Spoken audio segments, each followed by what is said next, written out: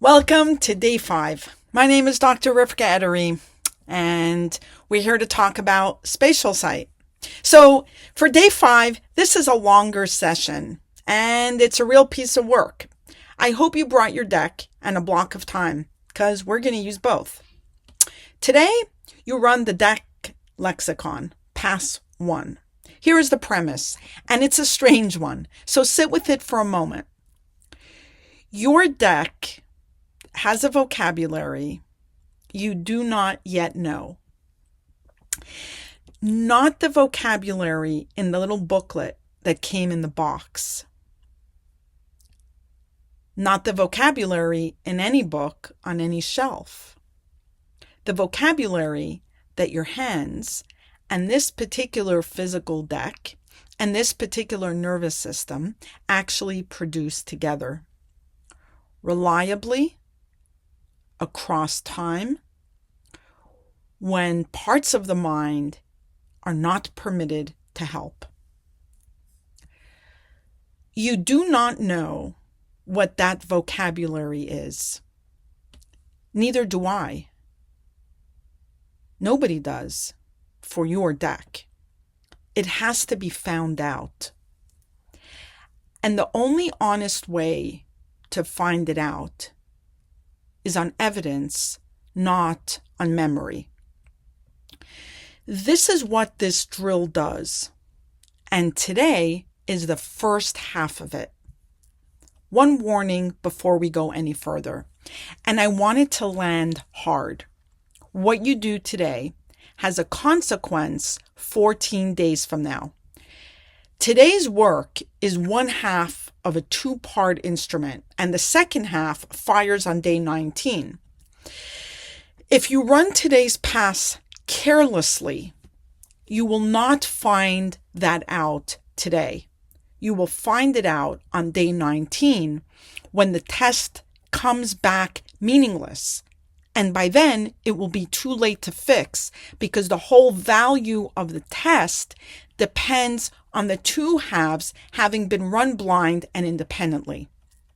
You cannot rerun Pass 1 after you've seen it. So do it properly the first time. Before anything else, I need to prevent a specific confusion because if you make this mistake, the entire drill collapses into nonsense. Today is not a reading. Say it back to yourself. The deck lexicon is not a session. It's not a layout, and it is not the daily record. So, no constellation map is drawn today. No session record is created. No geometry sentence is written. The layout range, 3 to 7 active cards, does not apply. And I want to be very clear about that because the layout range is a rule you have been carefully obeying for 4 days. And today, you are going to hold 20 cards or more. That is not a violation. The layout range governs readings. This is not a reading, so the range does not apply to it. What today is, instead, per card calibration. That's what it is, a per card calibration. 1 card at a time, in the hand, eyes closed. You are not reading a field. You are cataloging a deck. Now, the book says to run this drill during phase 1 alongside your daily records. So the practical answer to the question you are about to ask is yes, you still do your daily record today. That is a separate sitting in the log exactly as always. The lexicon is additional and it lives outside the log on your own paper, in a notebook, wherever you keep it. Keep the two apart. Do not let lexicon impressions bleed into your practicum pages, and do not let today's layout bleed into the lexicon. 2 different instruments. Do not cross the wires. Here is the condition that makes this drill worth doing, and it's not negotiable. You must not know which card is which. Cards face down, shuffled. You hold one, and at the moment you hold it, you genuinely do not know what it is. eyes closed. Why does this matter so much? Because if you know the card, you are no longer testing your hands. You're testing your memory of what that card is supposed to mean. And that test has a known result. Of course you can recall that tower is about upheaval. That tells you nothing you did not already know. And it produces a quote unquote lexicon that is just the booklet copied out in your own handwriting, dressed up as discovery. The blind is not a formality. The blind is the entire experiment. Everything this drill can tell you comes from the fact that the impression arrived before the identity did, which means you must be honest about a specific and very common contamination. Some cards you can identify by feel. A bent corner, a scuffed edge, a back that is slightly off center from a printing error. If you pick up a card and you know what it is, from the wear, from the weight, from anything at all, you must set it aside and mark it as compromised. Do not pretend you did not know. Do not record an impression for it and quietly hope it counts. 10 cards run genuinely blind are worth more than 50 cards run half blind. It is not a volume exercise. It is a purity exercise, and one contaminated entry does more damage to your final score than 10 missing ones. Here's a protocol, 6 moves. I am going to read them precisely because whatever you do today, you must do again, identically on day 19. Any drift between the two passes contaminates the comparison, and the comparison is the whole point. 1. Choose your block. 20 cards at a minimum. The full deck if you have the patience, and if you do have the patience, do the full deck, because a larger block gives you a far more meaningful result. But 20 is a real floor, not a suggestion. Below 20, coincidence starts to look like signal, and you will not be able to tell them apart. 2. Shuffle. All cards face down. You must not know which card is which. 3. Note your draw order.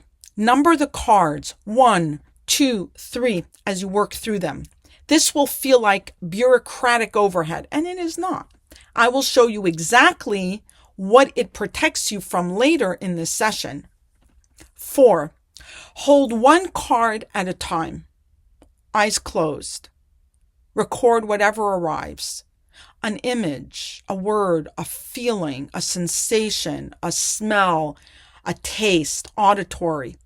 Exactly as it comes. 5. Then flip the card. Write its identity beside your entry and move on. Do not linger. Do not go back and revise what you wrote once you've seen what the card was. 6. Complete the block in one sitting if you can. Do not spread it over several days. Your state changes between days, and this is a measurement of your hands on your deck, not a measurement of the week you're having. The block gives you 4 words that carry more weight than their size suggests. Exactly as it comes, no editing. Let me show you what that means in practice, because this is where people quietly ruin their own data. On the left, record this. Cold. Metal. Something narrow. A staircase. Gray. Nothing. Flat. The smell of a hospital. Notice what those have in common. They are raw. They are fragments. They do not make sense. They do not resolve into anything. And not one of them is trying to be an interpretation. They are simply what arrived, written down in the words in which it arrived. On the right, not this. Cold metal. Probably a sword card. So, conflict. A staircase, which likely means a transition. Nothing. I'll come back to this one later. Do you see what happened in each of those? The mind arrived. The parts of your mind showed up. It took the raw impression and it finished the thought. And in finishing the thought, it destroyed the thing you were trying to measure, because now you cannot tell 14 days from now whether conflict came from your hand or from your training. 3 specific rules follow from this.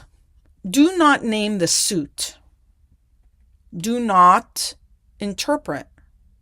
And do not tidy the fragment into a sentence. If what arrived was one word is your entry. And that third example is its own trap. Nothing. I'll come back to it. No. If nothing arrived, nothing is your entry. Write it and move on. You learned this on day 4, and it applies with full force here. The absence is a result. A blank is not honesty. It's a missing measurement. And a card you came back to is a card you thought about, which means it's no longer blind. The rawest entry is the most valuable one. It is the only kind that can survive 14 days without becoming a story. Now, here is what the draw order is for. And this is the piece of the drill people skip and then cannot interpret their own results. And then they cannot interpret their own results. Sometimes the same image will land on 2 different cards within a single pass. You will write a staircase for one card. And then some cards later, you will write a staircase again, and you will not know what to make of that.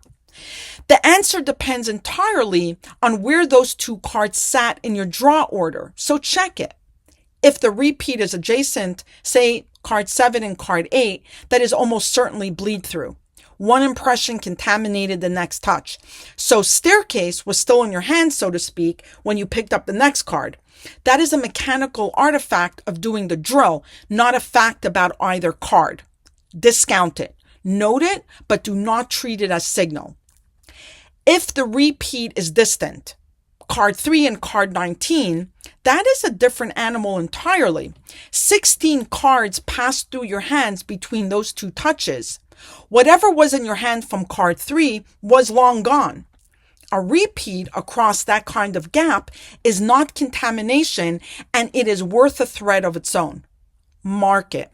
It may turn out to be the most interesting thing in your pass.